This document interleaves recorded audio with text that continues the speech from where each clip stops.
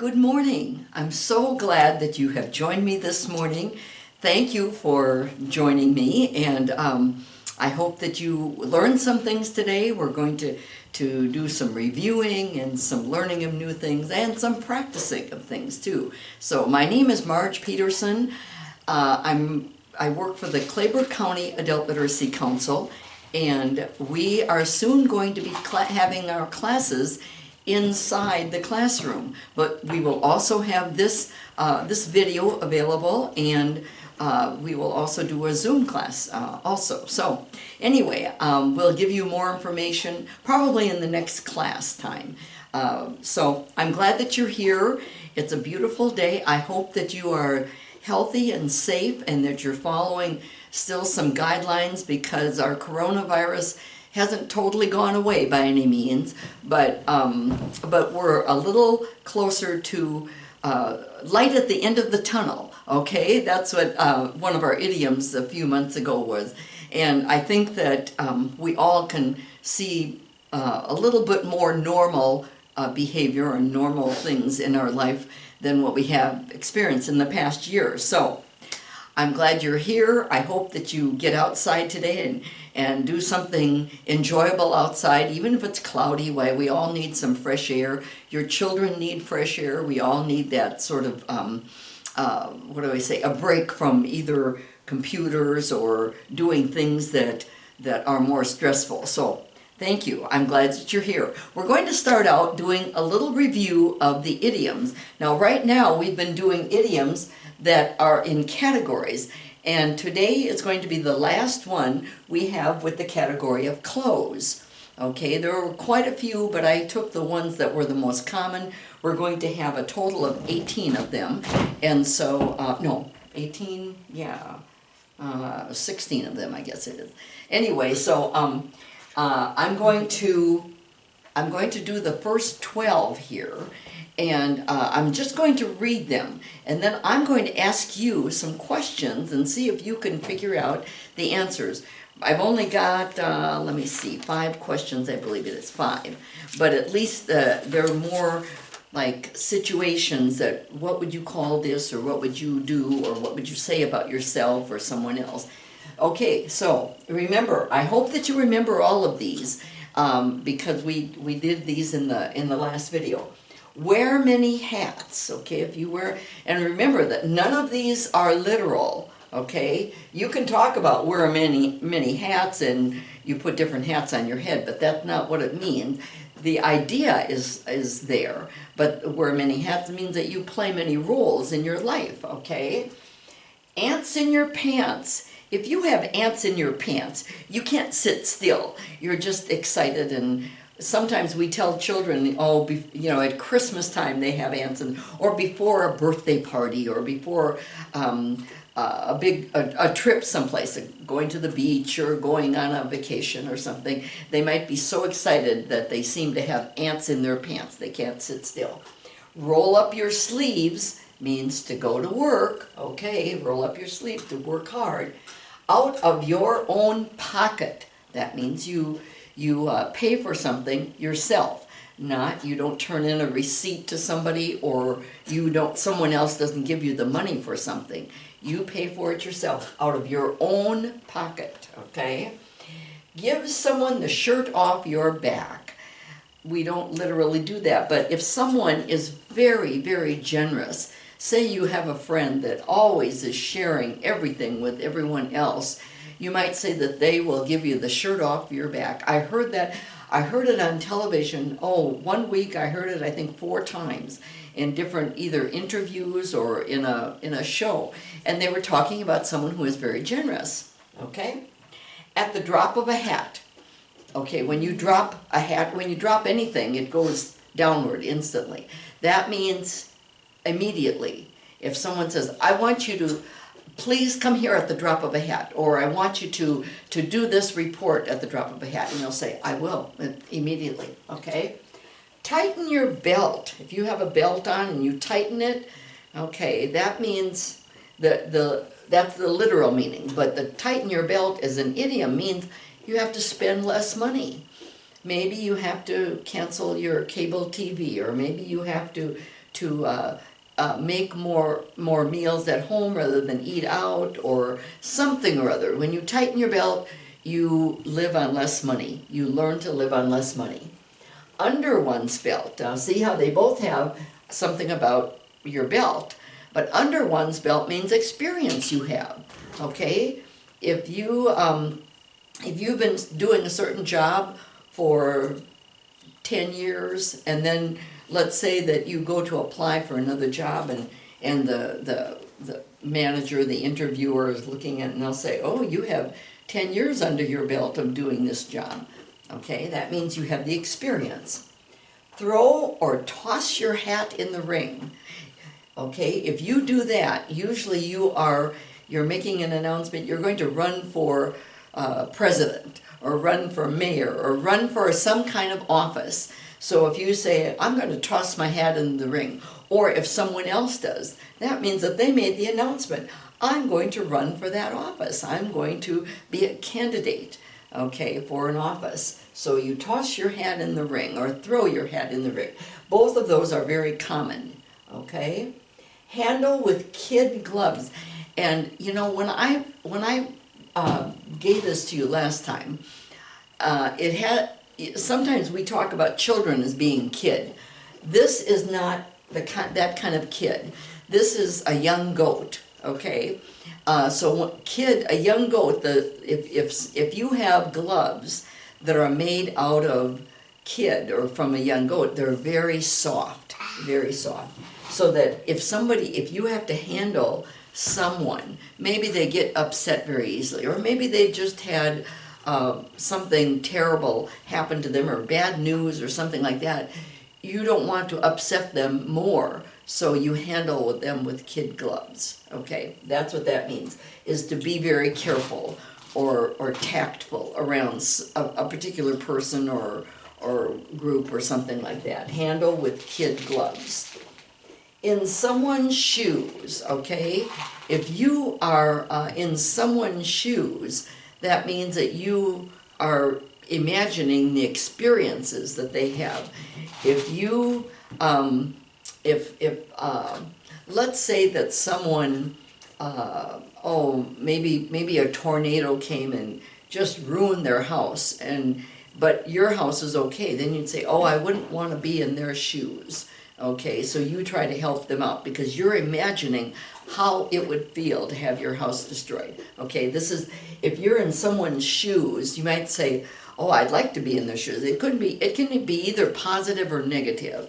But if you say, I would not want to be in their shoes, maybe there's some kind of problem going on, and they suspect that this person is the reason for the problem. And so everyone, looks at them a certain way, or maybe the law looks at them a certain way and thinks that they're guilty of something.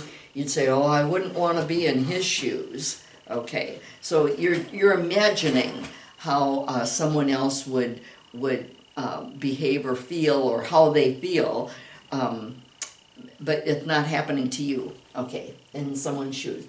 Put on your thinking cap. That means I want you to think about something. See if you can solve a problem. Usually it's one person, or maybe a whole class, or maybe a group of people. If you need to come up with a certain solution or a new product or something, your boss might say, I want everyone to put on their thinking cap and see how we can make this better or do this particular project, okay? So those are the ones we've had so far. We've had these 12. And you notice how they all are related to clothes. Hats, pants, sleeves, pockets, shirt, hat, there's several with hat, belt, gloves, shoes, okay, a cap. Okay, I'm going to ask you some questions. I'm going to give you some, and see if you can figure out which idiom that you would use for that problem. And they're not in any order, okay? If you need to live on less money, what do you need to do? If you need to live on less money, what do you need to do of all of these? Let's see, which one do you think? Did you say tighten your belt? If you did, you're correct. If you said something else, then maybe you don't quite understand them all. But if you thought, I need to tighten my belt if I need to live on less money, okay? If you decide to run for a political office, let's say you decide to run for city council in your city, and you make an announcement, what will you say you are doing? If you are going to run for city council, and you're going to make the announcement, what will you say at that announcement? I am going to what? Let's see, what would it be? Give you the shirt off my back? No. No, if you're going to run for an office, a city council, what would you do? I am going to I'm going to toss my hat in the ring. Okay, the ring is like the competition of some kind. You know, whether it's a political one or it could be something else. But anyway, you would say, I'm going to toss my hat into the ring, or I'm going to throw my hat in the ring. Okay, number 3, if you work very hard on a project, I'm sorry. If you are ready to work very hard on a project at work, what do you tell, or what can you tell your coworkers? If you're ready to work very hard on a project, you might say, let's what? Let's wear many hats? No. Let's tighten our belt? No. If you're going to work on a project and you're going to have your coworkers, what would you tell them? Let's roll up our sleeves. And it says roll up your sleeves. But see, what I'm trying to have you do is use these in a personal way. They have to say some sort of pronoun here. So if you say, I'm going to roll up my sleeves, or let's roll up our sleeves, if you're talking to a group and you want them, we're going to work on some kind of project, everyone is. You want to get to work on it. Yeah, that means you're going to work very hard on this because you need to accomplish it. Let's roll up our sleeves. I know you might think, well, you could say, let's put on our thinking cap. But if I say, if you're ready to work hard on a project, okay, this is related to it, but that's kind of to develop a project. This is one that you're going to that you have already, but you're going to work on. Okay? Okay, number 4, if you talk about a very generous person, you might say they what, or he or she what. If someone is very generous, he or she will give you the shirt off your back, okay? When it says give someone the shirt off your back, they will give you, and you could say that again, the someone and your, you can make those personal pronouns different. They will give you the shirt off, or he will give you the shirt off his back. He will give you the shirt off his back. Okay. If you give someone the shirt off your back, then you're talking about that you're generous, you know. So, okay. So I want you to understand that sometimes if it says someone or it says your, that can be a different pronoun. Okay? Roll up your sleeves. You could say, let's roll up our sleeves. Or he will roll up his sleeves and work on the project. Okay, number 5. I think you might enjoy this one. A mother is a homemaker, a babysitter, a wife, usually, daughter, a cook, a housekeeper, a teacher, a nurse, a taxi driver, a cheerleader. What do you say if a mother does all those things, which most mothers do? What does she do? She what? What does she do? She does all these things. A homemaker, a babysitter, a wife, a daughter, a cook, a housekeeper, a teacher, a nurse, a taxi driver, a cheerleader. A mother what? Wears many hats. And remember, mother is third person singular, so you'd want to say wears many hats. Okay, to wear many hats is the infinitive form, to wear. But if you say a mother wears, then you want to put an S there. Wears many hats. Okay, did you get all those? I hope that you did. It's a way I was trying to just make them a little more personal and to show you that you wouldn't just use put on your thinking cap, okay? If you're talking about yourself, then you say, I'm going to put on my thinking cap. Or he is going to put on his thinking cap. Okay, for these personal pronouns, they'll change whenever you use them a different way. So, okay, that's our review of the ones we've had. We're going to learn some new ones today. Let's see, where are we? Here we are. Okay, and I hope, can you see this okay? I hope that you can see this just fine. Okay, so our last one that we had was put on your thinking cap. Okay, that was number 12. Number 13, and this is very common, black tie event. And this you may have heard of, because I think that kind of saying is common in quite a few languages. It's a formal event at which men are required to wear a tuxedo or a dinner jacket and a black bow tie, okay? So a black tie event, usually it's a formal event. Tuxedo would be one that you usually think you know what a tuxedo is, and there's different colors. And maybe when it says black bow tie, that's the most formal, okay? Sometimes a tuxedo will have a different color bow tie with it, which is possible, but it means that kind of dress, very formal, a formal event. So if someone says, say you get an invitation to something and at the bottom it may say RSVP. Remember we had that when we did our abbreviations. And they want you to respond yes or no. They want you to reply if you're coming or not coming. And sometimes at the bottom or someplace on the invitation it may say black tie. And it may just say black tie. That means it's a very formal event. So women are supposed to wear some kind of formal or very elegant kind of clothes, and a man is supposed to wear a tuxedo or a formal dinner jacket and a black tie, okay? So black tie event, something very formal. Take off your hat too. And I'll add it up a little bit so you can see. Another way we say that is hats off. Okay, hats off. Take off your hat to someone. Wait a minute, I forgot to put underline the last word there. Take off your hat to someone. That means that you admire or praise someone for something that they've done. So if someone has done something really great for a city or for a group or you might say hats off to our mayor. Okay, we might say that.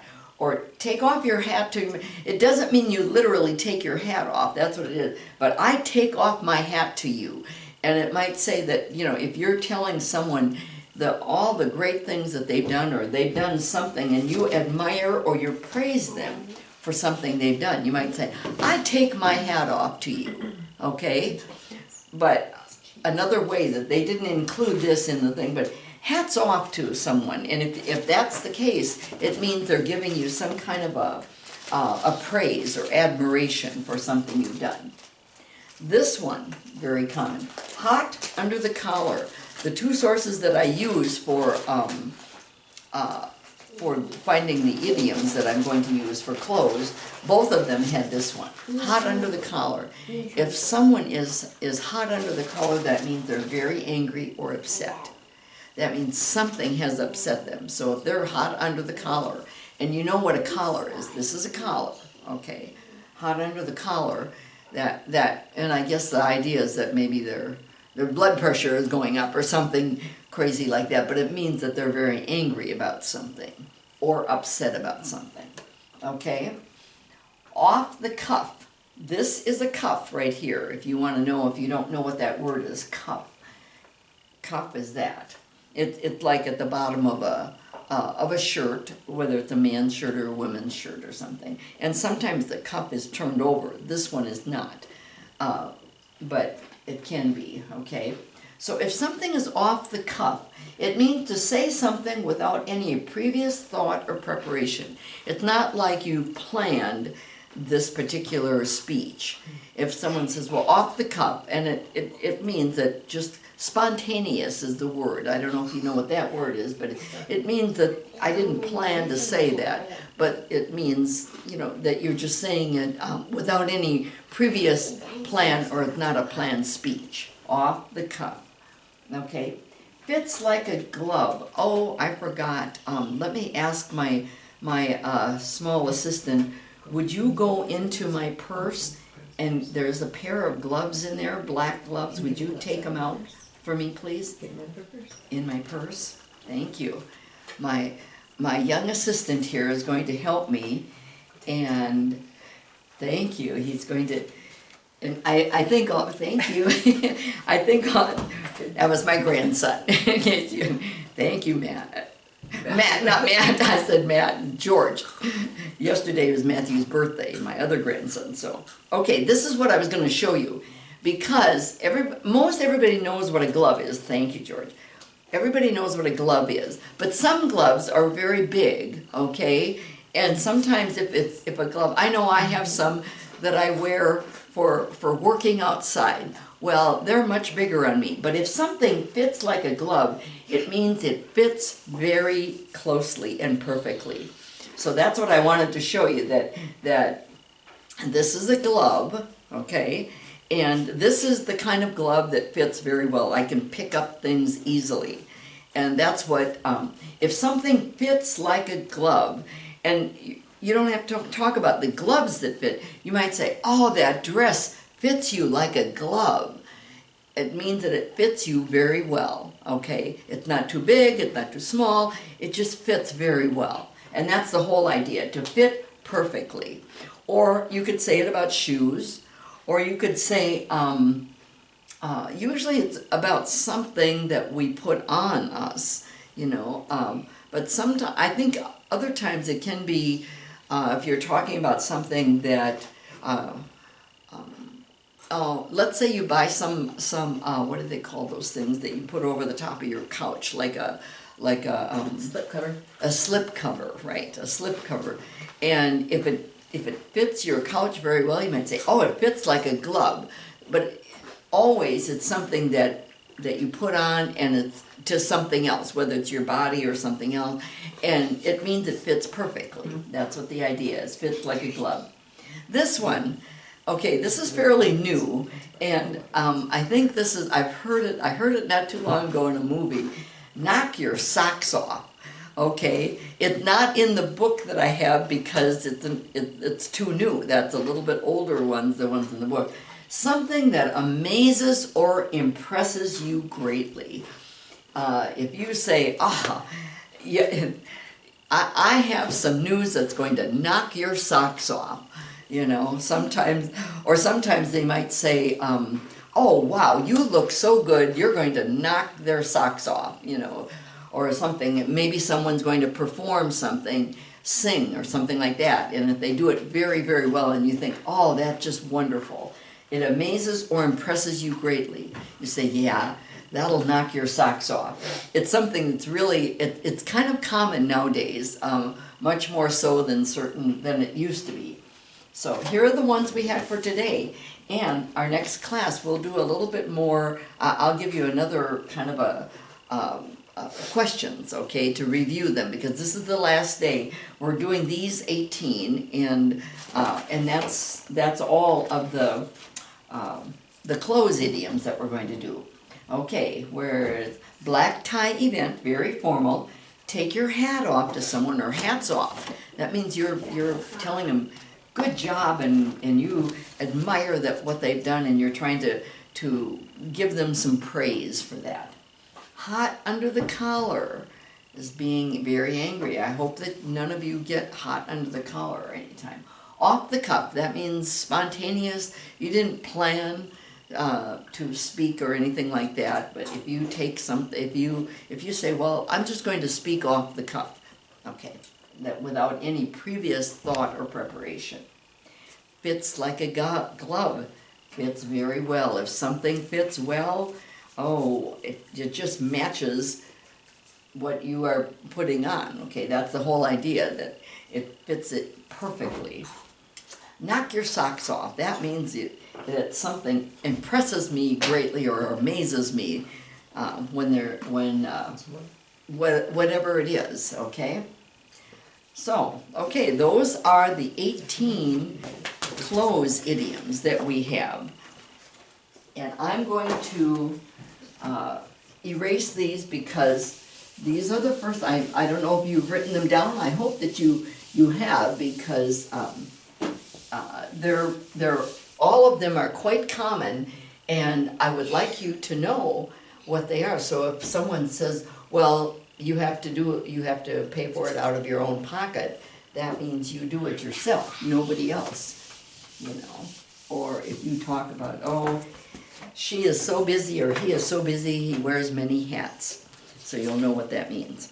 Okay, we are going to go on and have grammar and pronunciation kind of together, because we've been practicing and doing past tense verbs, regular past tense verbs, not the irregular one.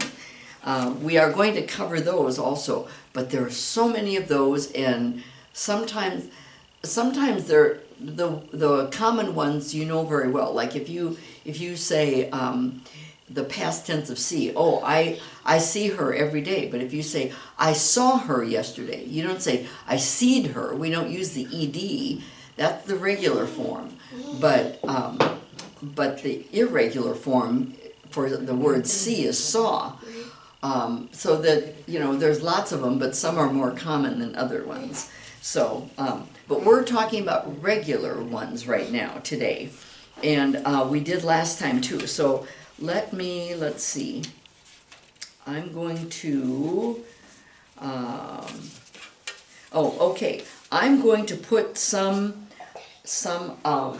sentences on the board, and I'm going to have, each one takes a verb, and they're all supposed to be in the past tense.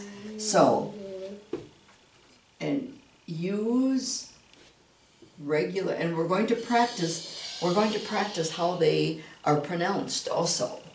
Okay, use regular past tense verbs.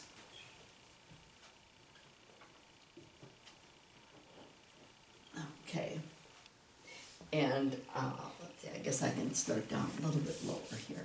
For number 1, I'll put it over here.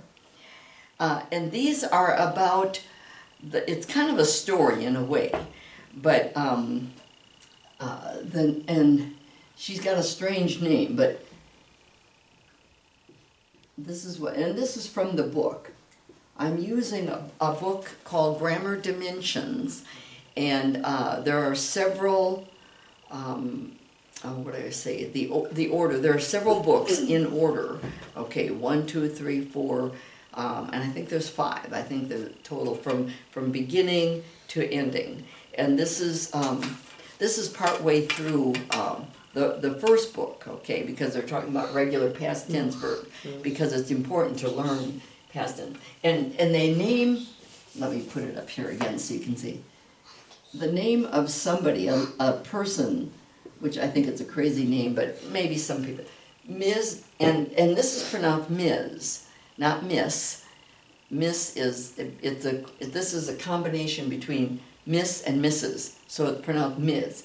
Ms. Ditto, her last name is Ditto, which, if you know that term right there, if you want to repeat something, this is a ditto sign. So I think it's kind of unusual that they chose that name. Okay, and she is a teacher. So, Ms. Ditto, and the verb that we're looking for to put in, I'm going to write some of these up here first, and then I want you to put down past tense verb. Ms. Ditto, something, enjoy is the verb you're going to use, but how do you put teaching. Okay, let's put number 2 up here. She, and use the past tense of use. Interesting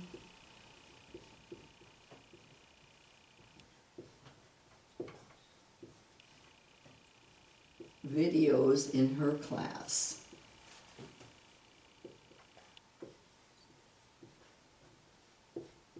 And remember you want past tense. So what is the past tense of use? Number 3, she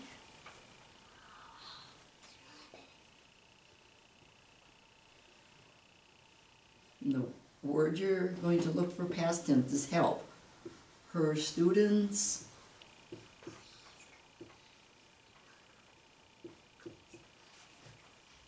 understand the videos.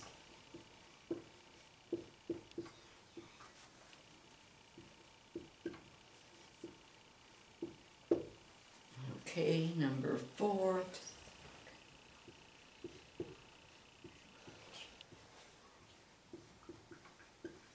The students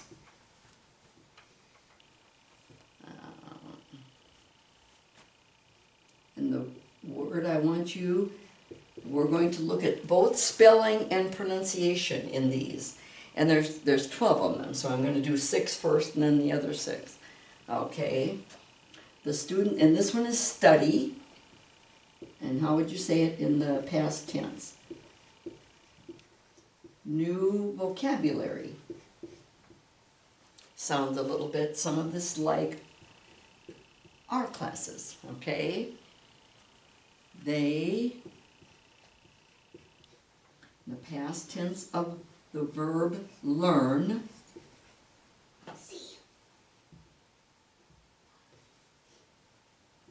about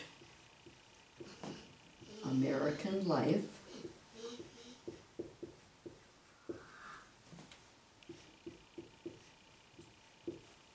so I hope you're writing these down. And there's one more that I'm going to put up here right now. They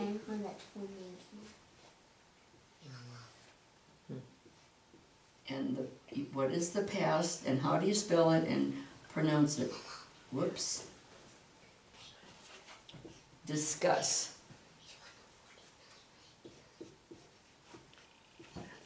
The videos in class.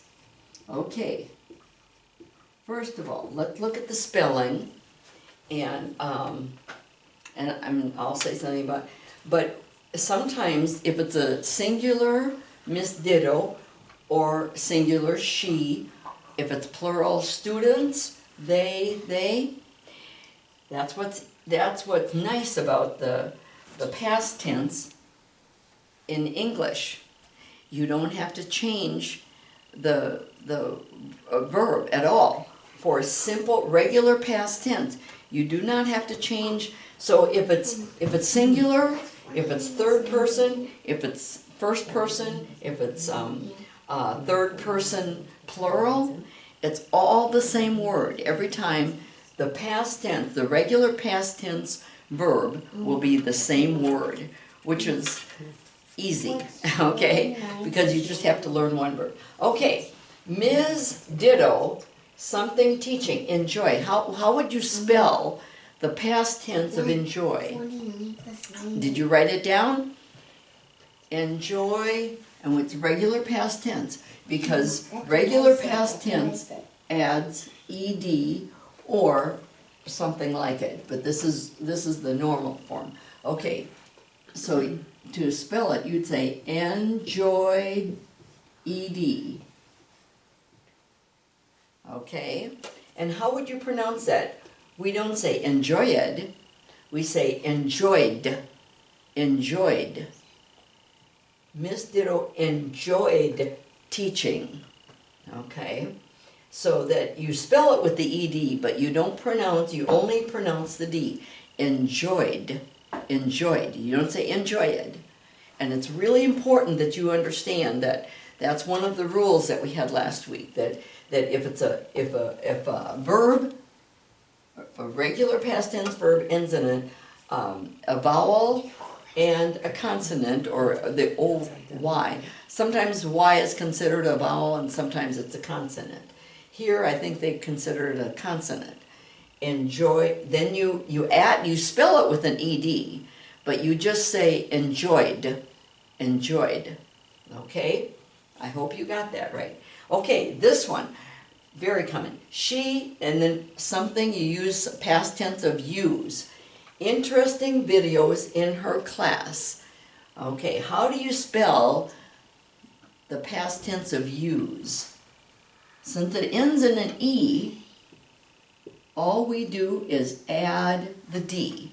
We don't put an ED like most of the time. So sometimes the past tense has just a D. Okay? And how do you pronounce that? She used, not you said. It looks like it would, you don't pronounce that ED when it's it ends in an E like that. We say used. Well, not just ending in an ED, that's for spelling. This is because S is a voiceless sound. Okay? I'm not going to repeat all those today, whether they're voiced or voiceless. We may do it next time again, because it's really important to get those things in your brain. Okay, she used, not used. Used. Okay, look at the next one. She, in the past tense of help, her students understand the videos. How do you spell the past of help? H-E-L-P. You have two consonants. You add just the ED. Helped. Okay, we don't make another P or anything like that. And because P is a voiceless sound, and it's a P. Remember that if it ends in a P or a K, if it ends in a P or a T, I'm sorry. Okay, that you'd say, you'd make it a T sound. Helped. She helped. We wouldn't say helped. Helped. Because P is a voiceless sound. She helped her students understand the videos. Remember that? She helped her students understand the videos. It's spelled with an ED, but we pronounce it with a T sound. Helped. Practice saying that. Helped. Number 4. The students, and what's the past of study? New vocabulary. How do you spell the past tense of study? You have a Y there. We don't add the ED on there. We change the Y to what? I-E-D, right. So sometimes you change the Y to I and you add the ED, okay.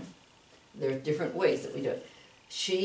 The students studied new vocabulary. And remember, if you said, Miss Ditto studied new vocabulary, it doesn't make a difference whether it's first person, I studied new vocabulary. First person, second person, third person, singular, first person, second person, third person, plural. It doesn't make a difference for regular past tense. It's all the same ending. It's the same, the whole word is the same, not just same ending, but the whole word. The students studied new vocabularies. And again, we make that like an E sound. Studied, studied, not studied. Studied, studied.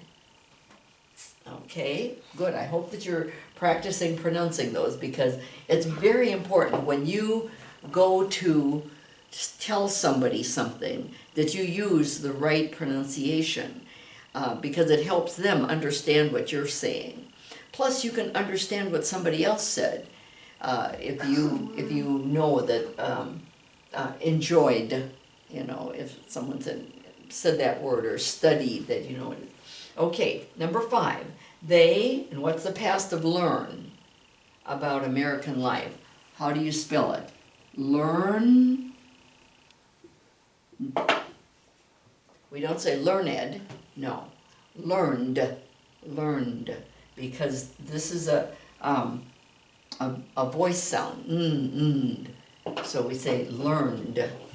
Two consonants and we say learned. Learned. Not learned.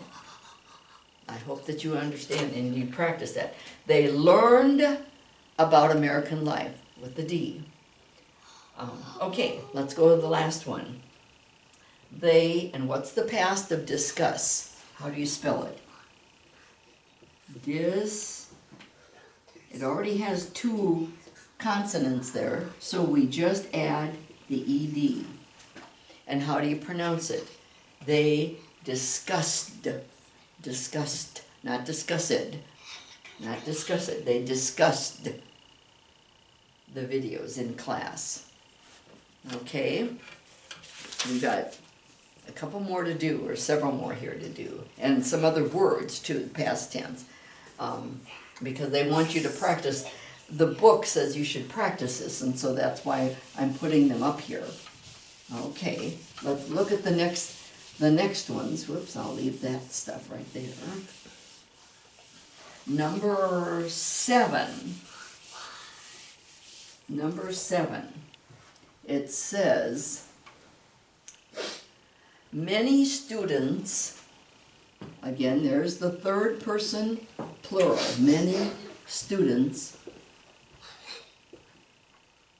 blank. I guess I'll have to move these. Just a moment here. I'll put them this way, ED, D, or IED. Okay, many students, and the what we want to look at the past tense, register. If you register for her class, and if you register for something, that means you sign up to go to the class. Okay, register. How would we make that, spell that in the past? Many students registered. We wouldn't say register read, but we put it just the normal. It has the R at the end. There's a vowel and a consonant, so it's just the ED. Many students registered for her class. Okay. Number 8. The students, oh, this is a good one to pronounce. The students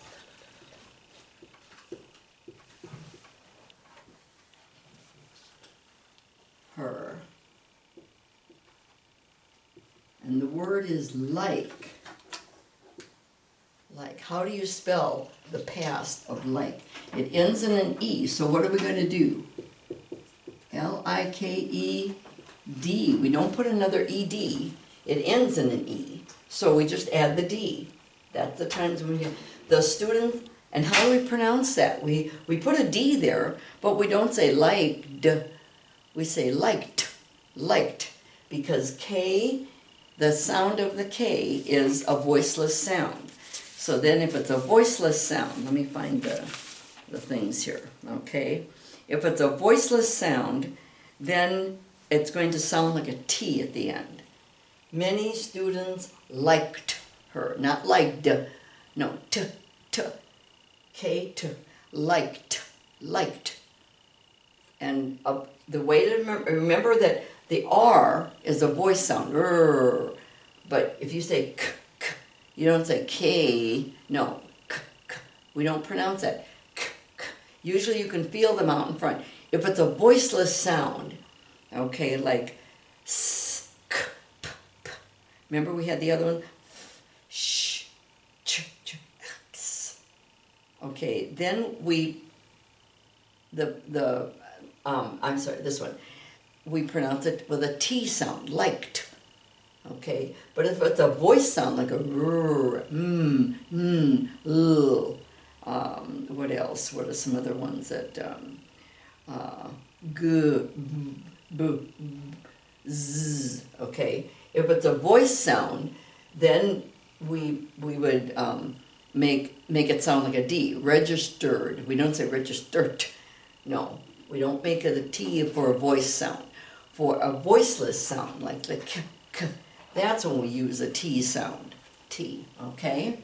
Number 9. I hope that you remember those things because I know it's hard to try to just remember them. But the more you practice the voiceless sounds with a T, okay, the past tense. Liked, not liked, liked, liked. The better, the more natural it will become to you. Okay, okay, then it said Ms. Ditto, and the word stop teaching.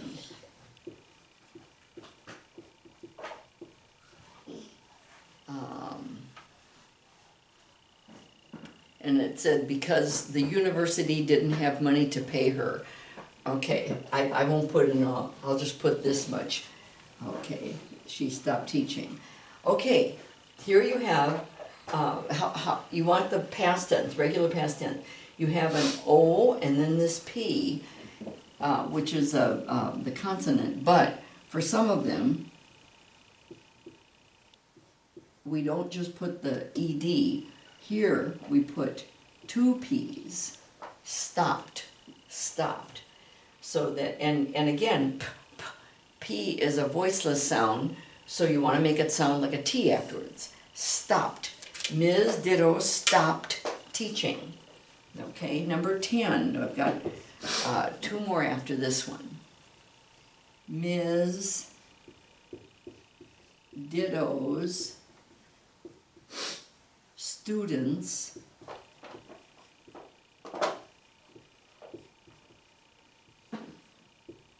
and it's the past tense of the verb cry. How do you spell that? It ends in a Y, so what do? You change the Y to I and add ED. Okay, all of these words that it's kind of, sometimes people have a hard time remembering that. Cry, try, it dried up or something, you know, those kind, you always, like the word try, always becomes T-R-I-E-D. I've seen people write this sometimes, and that's not correct. We don't have a word that's spelled that way. It's always with, you change the Y to I. The same thing, my flowers dried up, using dry as a verb. You say dried up, okay. Cry and cried is the same thing, okay. So Miss Ditto students, and this is the ending, all vowel sounds at the end of a word have a D sound, okay, not the T sound. So you'd say cried, you would never say cried, and you wouldn't say cried, okay, cried, Miss Ditto students cried. Okay, here they wanted you to, here's a sentence. One day, a robbery, and I'll include this one because if something happens, it occurs. Okay, occur is the word, that means it happens. At the,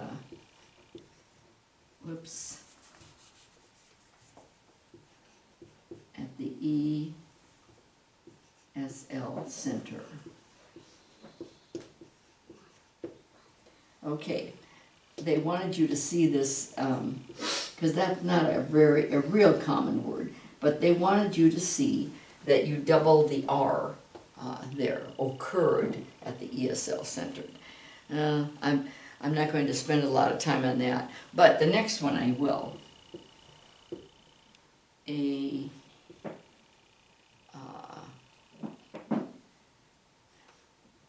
And this isn't, now it wouldn't be a VCR, but this is what they used here. And if you have the word disappear, okay, how do you spell the past tense of disappear? disappear,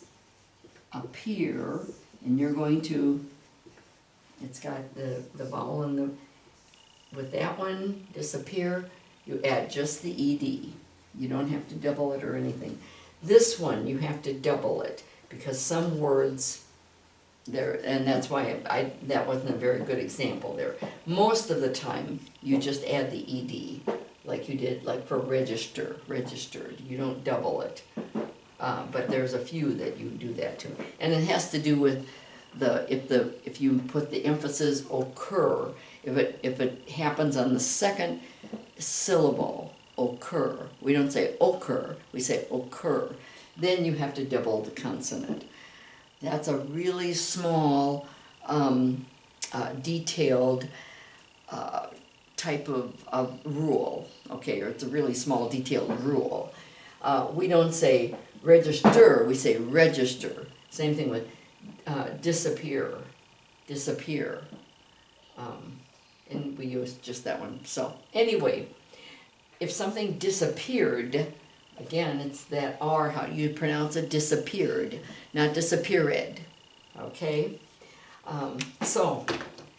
Okay, that was just kind of giving you exercises in creating and spelling the past tense verb and in pronouncing them, because that's what we're looking at right now. We will only take another one class, maybe 2 class sessions on, I think just one, before we go on. So if you have any questions, please email them or message them or something or other to me or to the Literacy Council, and I can answer them in the class time now.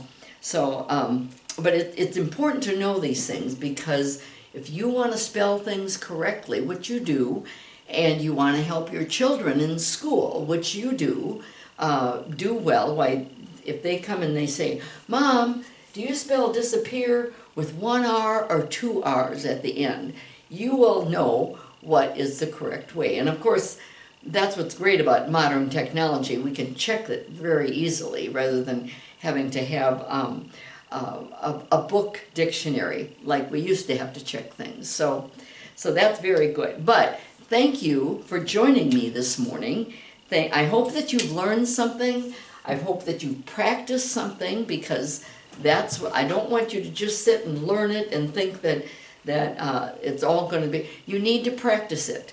So practice saying some of these things. Liked, you know, I liked our dinner yesterday, or I registered for class last week, or something. You know, practice saying some of these past tense verbs, and you'll get better at it, okay?